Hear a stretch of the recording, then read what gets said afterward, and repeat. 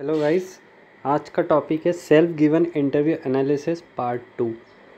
Part 1 में मैंने general जो आपको ज़रूरत रहती है इंटरव्यू के पहले कि क्या क्या करना चाहिए और डॉक्यूमेंट वेरिफिकेशन के लिए डॉक्यूमेंट्स क्या अरेंज करना चाहिए, क्या क्या की ज़रूरत पड़ती है, वो सारी चीज़ें मैंने पार्ट 1 में डिस्कस कर चुका हूँ मैं, है ना। और ये भी बताया कि डीवी कैसा होता है, कैसे एंट्री मिलती है, क्या क्या प्रिकॉशन आपको रखना चाहिए, है ना। और इंटरव्यू रूम के बाहर तक का जो भी था मैंने पार्ट 1 में बता दिया है, ठीक है। अब उसके बाद पार्ट 2 में हम डिस्कस करेंगे मेरे इंटरव्यू में क्या क्या मुझसे पूछा गया है और मैंने कैसे जवाब दिए हैं और क्या क्या किया है वो बताऊंगा। सेकंड, कुछ टिप्स, सम टिप्स का मतलब ये है कि क्या क्या आपको कैसे बॉडी पोस्चर रखना चाहिए, हिंदी इंग्लिश में बैरियर है कि कौन सी लैंग्वेज यूज़ करना चाहिए, पैनल मेंबर कैसे होते हैं और क्या क्या चीज़ें ज़रूरत पड़ती है आपको वो बताऊंगा। और तीसरी चीज़ में मैं ये बताऊंगा कि वो क्वेश्चंस कैसे पूछते हैं, क्वेश्चन पूछने का उनका पैटर्न क्या होता है, तरीका क्या होता है।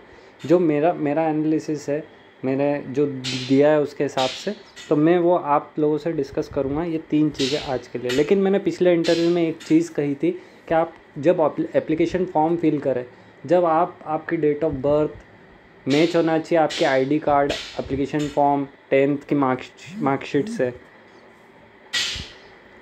मार्कशीट से। सो मैंने वो क्यों कहा था, एक एग्ज़ाम्पल दिखाता हूँ। मैं पिछले वीडियो में मैं दिखा नहीं पाया था, इस वीडियो में मैं आपको एक एग्ज़ाम्पल दिखाता हूँ कि एक लड़के का date of birth application form पे गलत टाइप हो गया था, जो भी इंटरनेट कैफ़े वाला पर्सन था उसके थ्रू, तो उसे बहुत प्रॉब्लम आई थी।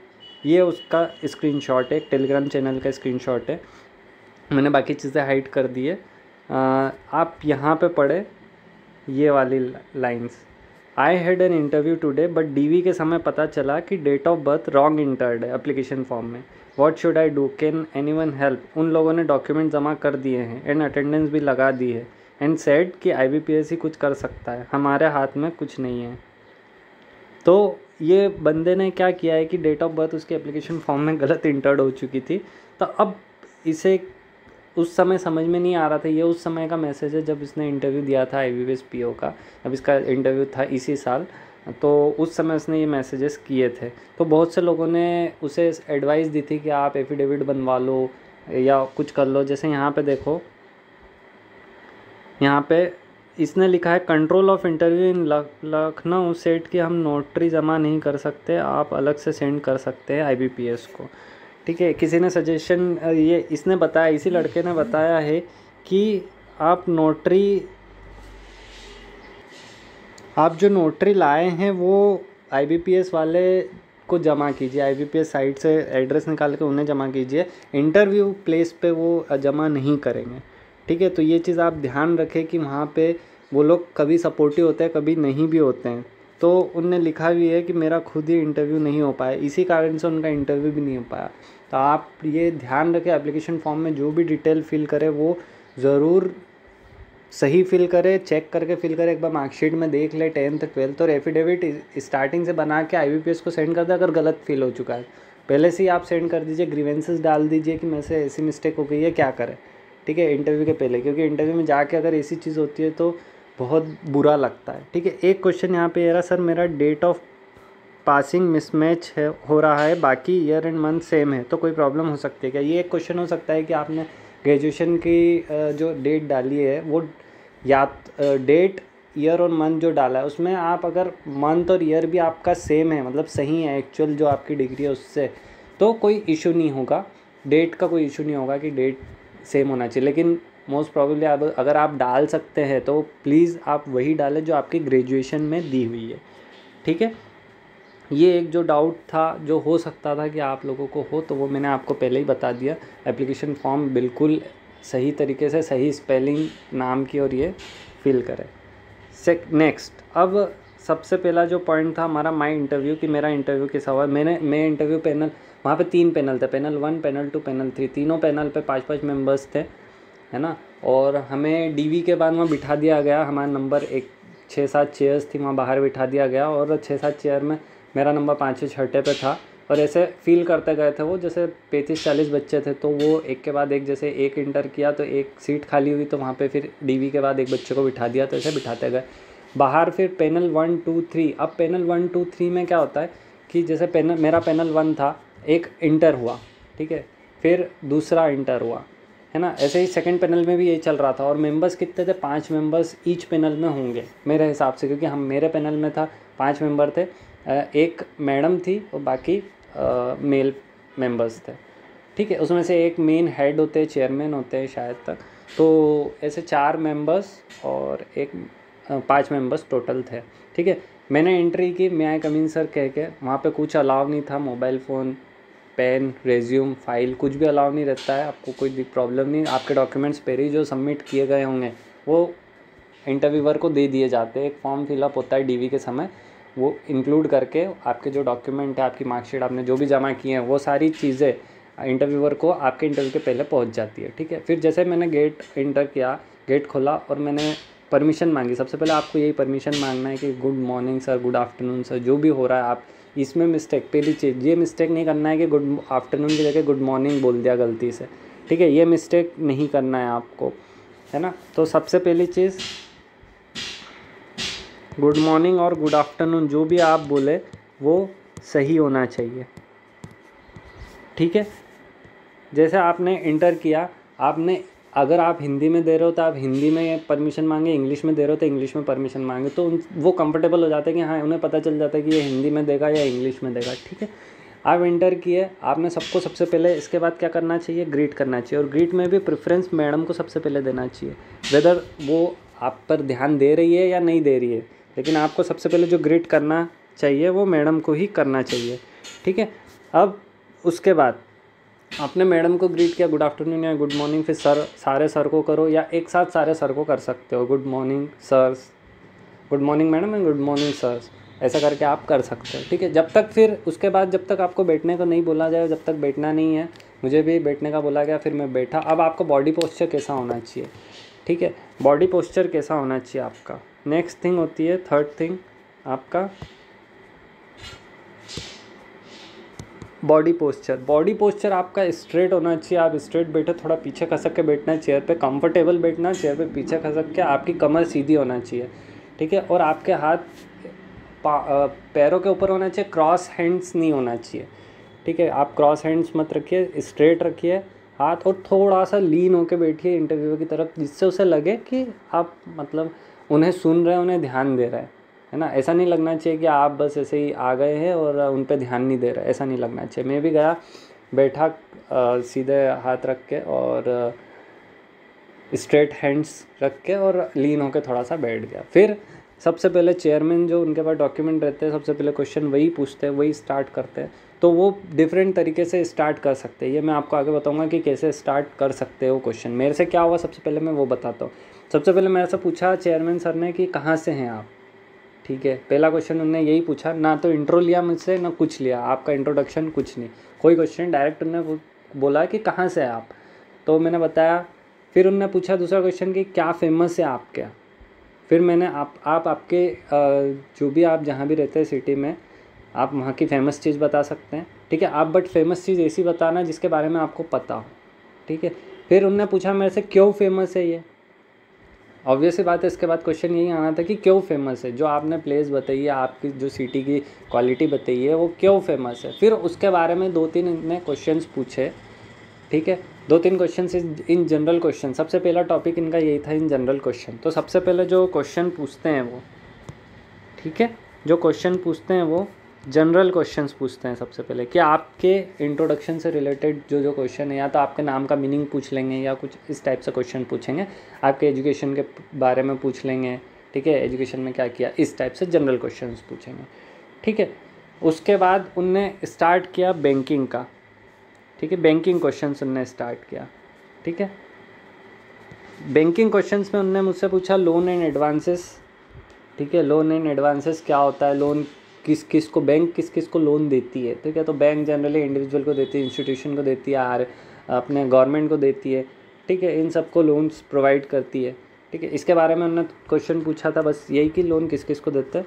वो बताने के बाद उनने बोला कि आप बैंकिंग में ही क्यों आना चाहते हैं। एक क्वेश्चन जनरली पूछा ही जाता है कि आप इंजीनियर अगर इंजीनियरिंग की है या आप दूसरे फील्ड में कॉमर्स के अलावा किसी फील्ड में है तो ये क्वेश्चन ज़रूर पूछते हैं कि वाई बैंकिंग, आप बैंकिंग में क्यों आना चाहते हैं जब आपने ये किया है। तो स्ट्रेट फॉरवर्ड कहिए, मैंने भी कहा था कि सर ग्रोथ है ना, करियर ग्रोथ अच्छा है, सैलरी अच्छी है ना, और आप सारे बेनिफिट्स जो बैंकिंग के वो बता सकते हैं। इसमें मैंने एक पॉइंट ये ऐड किया था, कहीं पर मैंने पढ़ा था तो इसलिए ये पॉइंट ऐड किया कि सर 2008 में जैसे रिसेशन आया था 2009 में 8-9 में, तो जब हमारे बैंकिंग सिस्टम होने के कारण हमारे कंट्री में दूसरी कंट्री के कंपैरिजन में ज़्यादा इफेक्ट नहीं पड़ा हमारी कंट्री को, ठीक है, बैंकिंग होने के कारण। अदर कंट्रीज़ में क्या होता है कि जनरली शेयर मार्केट और इस पर वर्क होता है ना, ज़्यादातर पैसा जो निवेश होता है, जो इन्वेस्टमेंट होता है वो शेयर मार्केट में, लेकिन हमारे यहाँ बैंकिंग में होता है सबसे ज़्यादा पैसा इन्वेस्ट, क्योंकि हम इंडियंस जो है वो बैंक सिस्टम पे ज़्यादा भरोसा करते हैं। तो इसलिए हमारे उस समय रिसेशन का हमारे ऊपर ज़्यादा इस लेवल पे इफेक्ट नहीं पड़ा कंपेयर टू अदर कंट्रीज़। तो मैंने ये पॉइंट बोला था जिससे शायद वो उन्हें अच्छा लगे। तो आप ये पॉइंट, ऐसे कुछ पॉइंट्स जो टेक्निकल पॉइंट्स होते हैं वो ऐड करना वाई बैंकिंग में, ठीक है। उसके बाद वाई बैंकिंग के बाद मतलब इंजीनियरिंग के बाद बैंकिंग क्यों, तो उसके अलावा जो फिर क्वेश्चन ज़रूर पूछेंगे कि बैंक प्राइवेट हो रहे हैं, आपने क्वालिटीज़ बताई है लेकिन बैंक प्राइवेट हो रहे हैं, फिर भी आप बैंकिंग लेना चाहते हैं, तो ऐसा क्यों। तो आपका आंसर ये होना चाहिए कि सर सारे बैंक्स अभी प्राइवेट नहीं हो रहे हैं, कुछ बैंक्स ही प्राइवेट हो रहे हैं, और जो लॉस मेकिंग कंपनीज़ है उसे तो मतलब प्राइवेट कर देना चाहिए। PSBs है, जो पब्लिक सेक्टर बैंक्स हैं, उन्हें प्राइवेट हो जाना चाहिए, ठीक है, क्योंकि और फिर नए दूसरे जो गवर्नमेंट नए ओपन करेगी, नेशनलाइज करेगी कुछ बैंक्स को पॉसिबली, है ना। तो ये क्वेश्चन एक आप प्रिपेयर कर सकते हैं कि बैंक प्राइवेट हो रहा है, फिर क्यों बैंकिंग आप लेना चाहते हैं, ठीक है। फिर उसके बाद नेक्स्ट क्वेश्चन आया था कि गोल्ड लोन, जैसे मैंने गोल्ड लोन बोला था, तो गोल्ड लोन में उन्होंने पूछा था कि गोल्ड लोन के में क्या होता है, मतलब गोल्ड लोन क्या होता है ये आपको बताना है। फिर उसके बाद उन्होंने नेक्स्ट क्वेश्चन पूछा था कि MSME की गाइडलाइंस, ठीक है, अभी जो नई गाइडलाइंस है ये MSME की, वो पूछी थी कि टर्नओवर और इन्वेस्टमेंट टर्नओवर के हिसाब से जो नई गाइडलाइंस है ये उसके बारे में बताए। तो माइक्रो स्मॉल मीडियम इंटरप्राइज अलग अलग जो उसकी टर्नओवर है वो आपको बताना था, ठीक है, मैंने भी बता दिया, ठीक है। फिर उन्होंने पूछा कि सभी लोग आ रहे हैं, सभी लोग बोल रहे हैं कि हमें बैंक में ही आना है, बैंक में ही आना है, तो आप दूसरों से डिफरेंट क्यों हैं ये प्रूफ करें। यहाँ पे आप में ऐसी कौन सी क्वालिटी है कि मैं आपको हम आपको बैंक में ले, ठीक है। तो उसमें मैंने बोला कि सर मेरा कम्युनिकेशन स्किल्स अच्छा है। तो फिर उनका काउंटर क्वेश्चन आया, तो उन्होंने पूछा कि कम्युनिकेशन स्किल आप कैसा अच्छा है, आप प्रूव करके बताइए।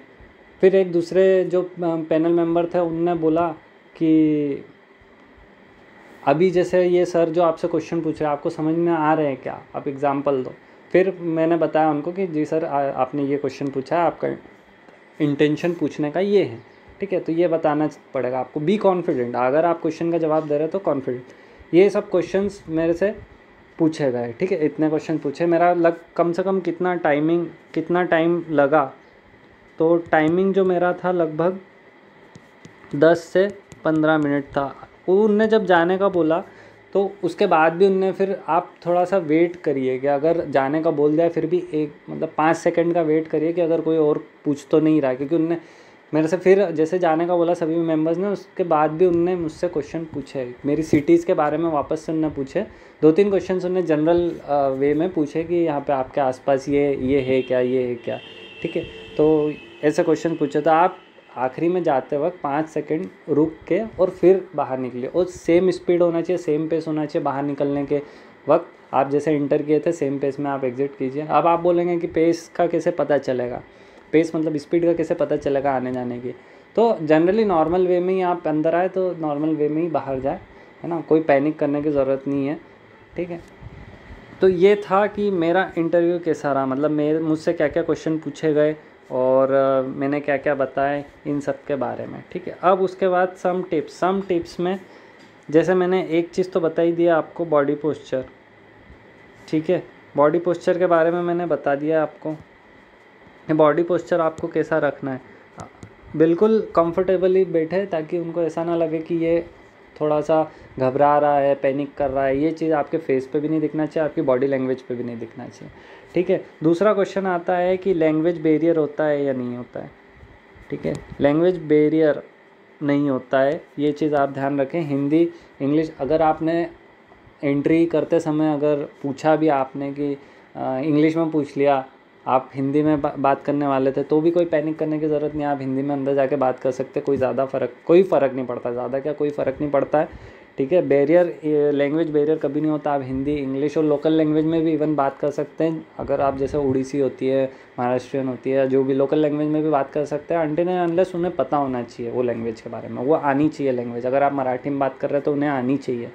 ठीक है, लोकल लैंग्वेज आप कर सकते हैं, लेकिन मेरे हिसाब से आपको बायलिंगुअल यूज़ करना चाहिए, इंग्लिश भी और हिंदी में, ताकि उन्हें पता रहे कि आप दोनों लैंग्वेजेस आपको आती है। ठीक है, बायलिंगुअल आप चलिए, कोई इशू नहीं है। ठीक है, तो 2 चीज़ हो गई, बॉडी पोस्चर और लैंग्वेज। तीसरी चीज़ जो जनरल टिप्स में आती है वो आती है कि पैनल मेंबर्स कैसे होते हैं। ठीक है, एक चीज़ मैं आपको बताना, पैनल मेंबर्स कैसे होते हैं। ठीक है, तो पैनल मेंबर्स मेरे इसमें तो बहुत अच्छे थे, सपोर्टिव होते हैं, जनरली सपोर्टिव होते हैं, और आप उन्हें अंकल आंटी की तरह ट्रीट करें। आपके पड़ोस में अंकल आंटी आपसे जैसे क्वेश्चंस पूछते हैं कि कहाँ जा रहे हो, क्या कर रहे हो आजकल, है ना, इस टाइप से वो क्वेश्चन पूछेंगे कि आप आजकल क्या कर रहे हो। ठीक है, उसी तरीके से बिल्कुल क्वेश्चन पूछे जाएंगे, आपको आंसर भी उसी तरीके से देना जैसे आप अंकल आंटी आपके पड़ोसी से आप बात करते हैं, उसी तरीके से। कि आपको गुस्सा तो आता है उन पर, लेकिन आपको पोलाइट तरीके से उनसे बात करना पड़ती है। ठीक है, हम उन्हें कुछ कह नहीं सकते, क्योंकि वो फिर हमारी शिकायत अपने पेरेंट्स से कर दे। तो सिमिलरली आप इंटरव्यूअर से भी अंकल आंटी की तरह बात करें, उन्हें भी आप गुस्से में बोल नहीं सकते, पोलाइट रहना है आपको, है ना। और कोई सपोर्टिव होते, बहुत सपोर्टिव होते हैं, मैक्सिमम सपोर्टिव होते हैं, कोई चिल्लाता नहीं है, कोई इवन आंसर तक बता देते हैं कि आप को ऐसे बोलना चाहिए। ठीक है, तो पैनल मेंबर, और कुछ पैनल मेंबर्स हो सकता है कि थोड़े से आपको लगे कि उनकी टोन गलत है या ऐसा कुछ, तो आप पैनिक नहीं करिए, उनकी लैंग्वेज या उनका टोन ही ऐसा हो सकता है। क्योंकि जैसे मेरे भाई का थोड़ा गुस्से में बोलता है, मेरा भाई जो है वो गुस्से में थोड़ा बोलता है, तो उसकी लैंग्वेज थोड़ी वैसी है बोलने की, पोलाइट नहीं है, गुस्से में बोलता है, तो वो शुरू से ऐसा, उसका बिहेवियर ऐसा है ना, नॉर्मल बिहेवियर ही उसका ये होता है। तो पैनल मेंबर का नॉर्मल बिहेवियर भी समटाइम्स ऐसा होता है कि वो थोड़े गुस्से में आपको लग रहा हो, चिल्ला के बोल रहे हो या ऐसा सच, है ना। तीसरी अगली चीज़ जो आपको ध्यान रखना है कि आपका साउंड लेवल जो होता है वो आपका नॉर्मल पेस पे होना चाहिए, नॉर्मल होना चाहिए। आप ऐसा नहीं कि चिल्ला चिल्ला के बोल रहे हो, और आप ऐसा भी नहीं कि आप बिल्कुल धीरे बोल रहे हो, उन्हें सुनाई नहीं दे रहा। ठीक है, तो साउंड लेवल, आपका जो वॉइस लेवल है वो नॉर्मल आपको रखना है, जैसे आप हमेशा बोलते हैं। ठीक है, अब अगली चीज़ जो आती है इसमें कि जो मैंने बताई थी कि आपको नर्वस नहीं होना है। ठीक है, कॉन्फिडेंट रहना है। ठीक है, ये 2 चीज़, पोलाइट रहना है एक तो ये 3 चीज़ आपको ध्यान रखना है। आप नर्वस बिल्कुल नहीं दिखना चाहिए वहाँ पे, और यही 3 चीज़ें जो है वो मेन फैक्टर है आपके इंटरव्यू क्रैक करने की। ठीक है, आप अगर नर्वस दिखे तो आपको ये समझा जाएगा कि आप अगर सेल्स में आपको डाला जाए तो आप नहीं कर पाएंगे, या आप कस्टमर से डीलिंग नहीं कर पाएंगे। अगर नर्वस दिखे उनको तो वो ये पॉसिबली ये सोच सकते हैं। ठीक है, कॉन्फिडेंट, इसलिए कॉन्फिडेंट रहे, एकदम कॉन्फिडेंट रहे। आप अगर गलत है तो आप गलत जवाब भी कॉन्फिडेंटली दे, बट आर्ग्यू नहीं करना उनसे, आर्ग्यू पैनल मेंबर्स नहीं करना कि मैं ही सही हूँ। ठीक है, आप अगर वो कुछ बोल रहे हैं कि आप गलत हो, तो अगर आप मानते हो कि गलत हो तो आप मान लीजिए। अगर नहीं आपको लगता कि आप सही हो तो आपको ऐसा पोलाइटली वे में बोलना चाहिए, नहीं सर मैंने तो जहाँ तक मैंने पढ़ा है वहाँ तक ये पढ़ा है। ठीक है, इस तरीके से आपको पोलाइट नेचर में आपको उन्हें समझाना पड़ेगा। ठीक है, अगली चीज़ जो आपको ध्यान रखनी है, अगर आप आंसर नहीं जानते, अगर आप आंसर नहीं जानते तो आप सॉरी कह दो क्लियरली, उसका आपका मार्क्स पे या इस पर कोई इफेक्ट नहीं पड़ता, क्योंकि उन्हें भी पता है कि आप बैंकिंग के लेवल, इस लेवल पे रहेंगे कि नॉर्मल लेवल पे रहेंगे, जैसे बेसिक्स पता होगा, है ना, उससे ज़्यादा नहीं। तो आप सॉरी कह सकते हैं, आप ये कह सकते हैं, बेस्ट आंसर यही होता है कि सर अभी मैं रिकॉल नहीं कर पा रहा हूँ। ठीक है, अभी मुझे याद नहीं आ रहा है, पढ़ा है बट मुझे याद नहीं आ रहा है अभी। ठीक है, आप ये आंसर दे सकते हैं। ठीक है, ये कुछ टिप्स है जो मतलब आपको ध्यान रखना है। है ना। और नॉर्मल आप इंटरव्यू, ऐसी कोई भारी चीज़ नहीं है, अंकल आंटी की तरह बात करेंगे तो बिल्कुल स्मूथली निकल जाएगा, कोई इशू नहीं आएगा, ठीक है। इसके बाद अब क्वेश्चंस कैसे पूछते हैं वो, मतलब उनका पैटर्न क्या होता है, ठीक है। एक इंटरव्यू टाइमिंग सबसे पहले बता देता हूँ, इंटरव्यू कितने टाइम का होता है। ये मिसकंसेप्शंस रहते हैं सबको। इंटरव्यू देखो जनरली 12 से 15 मिनट मैक्सिमम जो होता है वो 15 मिनट होता है, और मिनिमम जो होता है वो 5 मिनट होता है, ठीक है। अब मैं मेरा एक एक्सपीरियंस बताता हूँ कि मैं जब देने गया था, जब 3 पैनल मेंबर थे, 3 पैनल्स थे, 1 2 3, तो पैनल 2 जो था उसमें बहुत लंबा बहुत कम टाइम लगा था, मतलब 6-7 मिनट में एक कैंडिडेट को बाहर कर रहे थे, ठीक है। जो थर्ड पैनल था उसमें वो कम से कम 15 मिनट ले रहे थे, और जो हमारा फर्स्ट पैनल था उसमें वो 12 से 13 मिनट ले रहे थे, ठीक है। तो पैनल वाइज हो सकता है कि डिफरेंट टाइमिंग हो, ठीक है। तो मिनिमम 5 मिनट और मैक्सिमम 15 मिनट है, और इससे कोई डिफरेंस नहीं पड़ता कि अगर 15 मिनट तक चल रहा है तो आपको मार्क्स कम मिलेंगे, या कम चल रहा है तो आपको मार्क्स कम मिलेंगे, इससे कोई फ़र्क नहीं पड़ता, ठीक है। आप ये मिसकंसेप्शंस लेके बिल्कुल ना चलिए कि इंटरव्यू देने के बाद भी ये ना सोचे कि हमारे कम मार्क्स इसलिए आए, या ये इंटरव्यूअर को पता है कि वो क्या चीज़ें जज करते हैं। वो आपका कॉन्फिडेंस लेवल चेक करते हैं कि आप कितने कॉन्फिडेंट है, नर्वस तो नहीं हो रहे, आप बैंक में कर पाएंगे या नहीं कर पाएंगे। आपका नॉलेज टेस्ट बिल्कुल नॉलेज टेस्ट होता है, लेकिन ऐसा नहीं कि अगर उन्होंने पूछ लिया कि एनपीए क्या होता है और आप नहीं बता पाए तो आप बैंकिंग के लायक नहीं है, ऐसा नहीं होता, ठीक है। उन्हें पता है कि उन्हें क्या किस लेवल पे क्वेश्चन आना चाहिए। तो आप एक बार इंटरव्यू अगर दे दिया आपने, तो आप इसके बारे में फिर सोचना नहीं कि मेरा ऐसा गया या वैसा गया, ठीक है।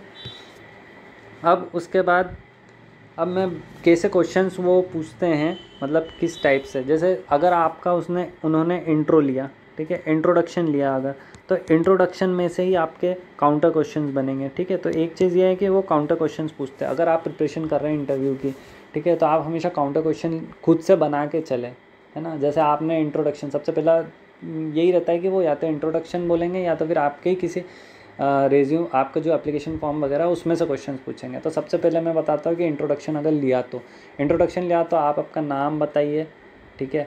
फिर उसके बाद आप अपना कहाँ रहते हैं वो बताइए, ठीक है। आपका फैमिली बैकग्राउंड बताइए, वो सब 1 लाइन में, ठीक है। आपका नाम 1 लाइन में, आप कहाँ रहते हैं 1 लाइन में, आपका बैकग्राउंड 1 लाइन में। जैसे आप एग्रीकल्चर फैमिली से बिलोंग करते तो एग्रीकल्चर बोलिए, टीचर फैमिली से बिलोंग करते टीचर, आर्मी में है फादर तो आर्मी के कहिए, ठीक है।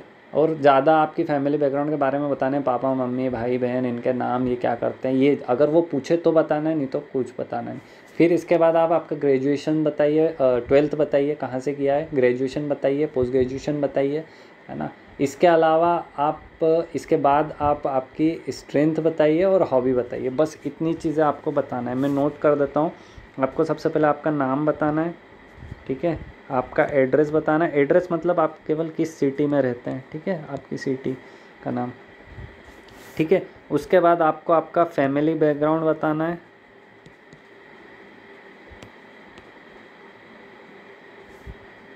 ठीक है। उसके बाद आपको आपका 12th कहाँ से किया आपको वो बताना है। उसके बाद आपने आपका ग्रेजुएशन और अगर पोस्ट ग्रेजुएशन किया है तो वो कहाँ से किया आपको वो बताना है, ठीक है।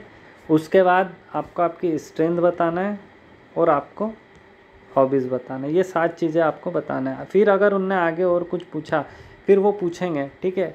अब इनमें से कैसे क्वेश्चंस बन सकते हैं, या आपने आपका इंट्रो दे दिया, इसके बाद क्वेश्चन कैसे बन सकते हैं, आपके नाम का मीनिंग पूछ सकते हैं वो, ठीक है, ये क्वेश्चन बन सकता है। इन बिटवीन भी क्वेश्चन पूछ सकते हैं और ऐसे भी क्वेश्चन पूछ सकते हैं, ठीक है। आपके नाम का मीनिंग पूछ सकते हैं, ये आपको प्रिपेयर करके रखना है, ठीक है। आपके एड्रेस सिटी से, जैसे मेरे से पूछा गया है ना, एड्रेस मतलब सिटी से पूछा गया कि कहाँ क्या फेमस है आपके यहाँ, क्यों फेमस है, ठीक है, ये क्वेश्चन आपसे पूछा जा सकता है। फैमिली बैकग्राउंड में पूछा जा सकता है कि जैसे आप टीचर फैमिली से हैं और अगर कोई टीचर की हड़ताल चल रही है या कोई न्यूज़ चल रही है टीचर से रिलेटेड, वो पूछ सकते हैं। एग्रीकल्चर फील्ड में है तो आपसे रबी खरीफ जायद इन फसलों के बारे में पूछ सकते हैं, अभी कौन सी फसल बो रहे हैं आपके खेत में, ये पूछ सकते हैं, ठीक है। फिर जनरली ऐसे ही क्वेश्चन पूछेंगे जो आपको पता होना चाहिए, आप फैमिली बैकग्राउंड से जो आपका है उससे रिलेटेड, ठीक है।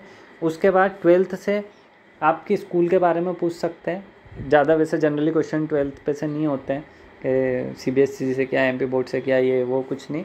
12th में आपको यही बताना है कि आप अगर सीबीएसई बोर्ड से तो सीबीएसई, एमपी बोर्ड से तो एमपी बोर्ड, या बिहार बोर्ड से बिहार बोर्ड, या यूपी बोर्ड से बोर्ड मतलब स्टेट बोर्ड, और मतलब यही चीज़ बताना है कि कहाँ से किया, ठीक है। फिर उसके बाद ग्रेजुएशन पोस्ट ग्रेजुएशन आपने कहाँ से किया और किस फील्ड में किया, ठीक है, इसमें फील्ड भी आपको बताना है। तो इससे क्वेश्चंस बन सकते हैं। ग्रेजुएशन पोस्ट ग्रेजुएशन से क्वेश्चन बन सकते हैं, जैसे आप मान लीजिए सपोज कीजिए इंजीनियर हैं तो इंजीनियरिंग से क्वेश्चन पूछ सकते हैं कि मशीन क्या होता है, आईसी इंजन क्या होता है, ठीक है। फिर सॉफ्टवेयर से आपसे पूछ सकते हैं कि जावा क्या होता है, C++ में क्या होता है, कोडिंग लैंग्वेज क्या होती है, ठीक है। जनरल क्वेश्चन, बेसिक क्वेश्चंस पूछेंगे, ठीक है। उसके बाद सिविल से आपसे पूछ सकते हैं बिल्डिंग के टाइप्स क्या होते हैं, ट्रस क्या होता है ना, ये चीज़ें पूछ सकते हैं जो जनरल आप बेसिक सिविल में पढ़ चुके होंगे। या फिर आप केमिकल इंडस्ट्री से तो केमिकल के बारे में पूछ सकते हैं, ठीक है। या फिर आपसे आप बायोटेक्स हैं तो आपको वैक्सीन के बारे में जो अभी कोरोना का चल रहा है उसके बारे में पूछ सकते हैं, ठीक है। आप ये प्रिपेयर कर सकते हैं। तो इसके काउंटर क्वेश्चंस क्या है ग्रेजुएशन पोस्ट ग्रेजुएशन के, जो आपसे जनरल बेसिक रिलेटेड होंगे। जैसे आप मैकेनिकल इंजीनियर है तो मैकेनिकल के बारे में आपसे पूछ सकते हैं कि क्या होता है मैकेनिकल इंजीनियर। फिर एम विश्वेश्वरैया जी जो है वो कौन है, इनके बारे में पूछ सकते हैं, ठीक है। बीएससी किया है तो बीएससी मैथ्स के बारे में पाइथागोरस थ्योरम पूछ सकते हैं, या यूलर्स इक्वेशन पूछ सकते हैं, या ऐसी जनरल जो बेसिक थ्योरम्स होती है वो पूछ सकते हैं, ठीक है। आर्यभट्ट के बारे में पूछ सकते हैं, ये चीज़ें पूछ सकते हैं ये जनरल क्वेश्चंस में। तो ठीक है, जनरल क्वेश्चन सबसे पहले वो जनरल क्वेश्चन से पूछते हैं। जनरल क्वेश्चंस में आपसे पर्सनालिटी से रिलेटेड रहते हैं, आपके इंट्रोडक्शन से रिलेटेड रहते हैं, है ना, जनरल क्वेश्चंस में। सेकंड वो पूछ सकते हैं कि आपके बैकग्राउंड से रिलेटेड, मतलब एजुकेशन बैकग्राउंड, ठीक है, एजुकेशनल बैकग्राउंड से रिलेटेड पूछेंगे वो क्वेश्चंस, ठीक है।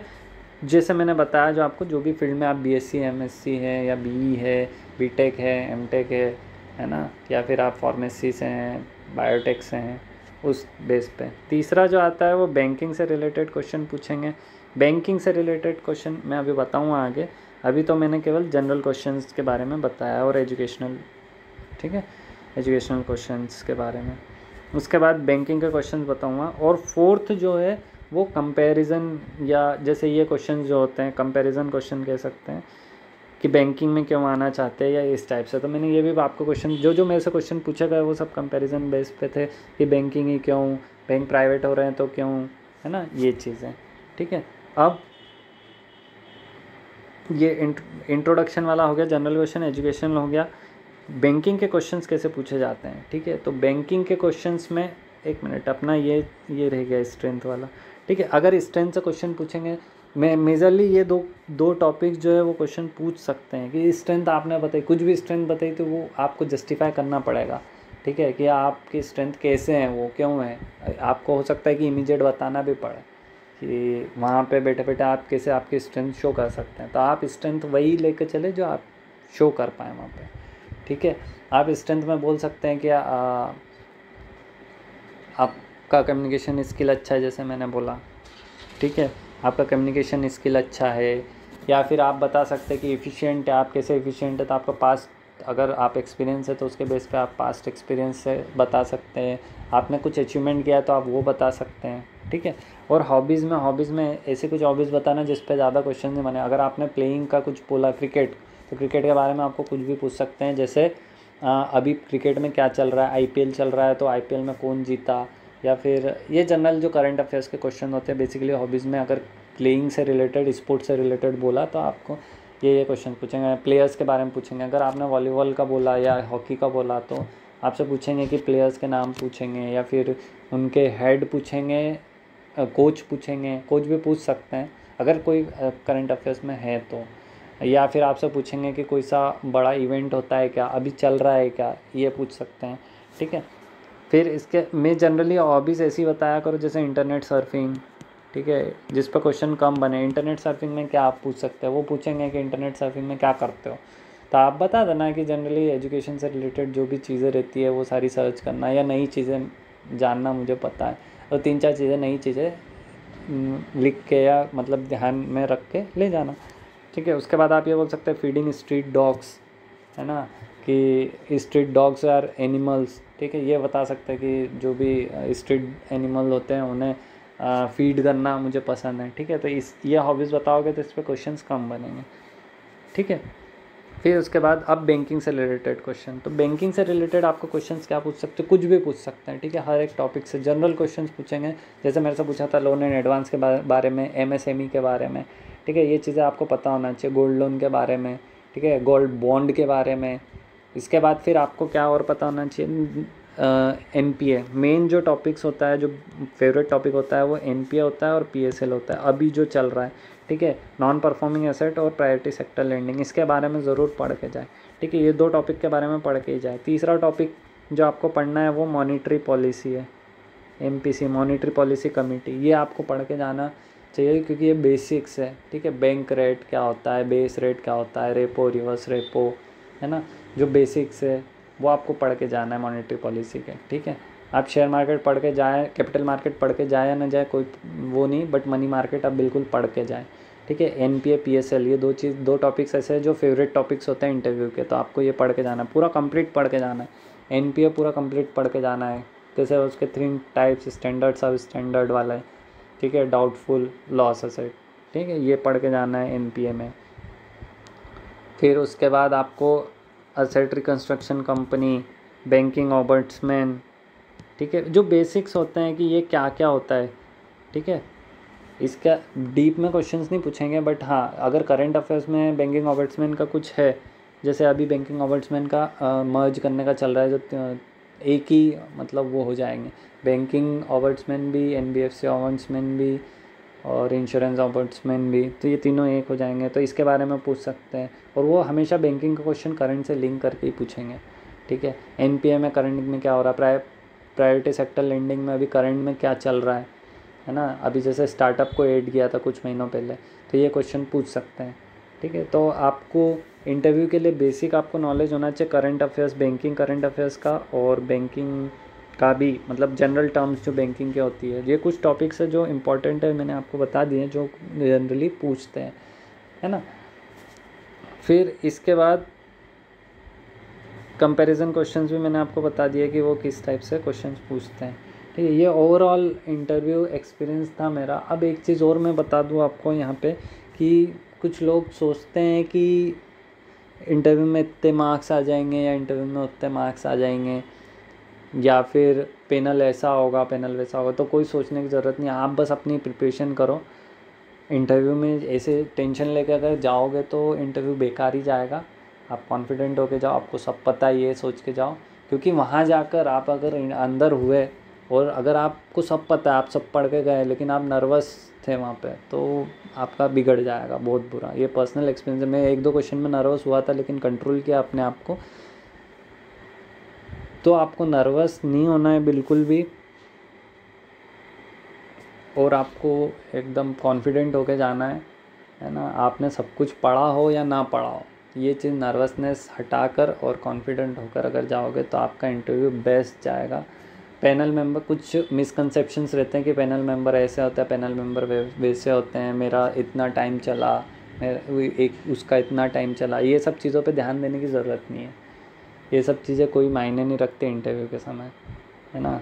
बहुत से एजुकेटर्स या टीचर्स बताते हैं कि ऐसे इंटरव्यू ऐसे दो वैसे दो।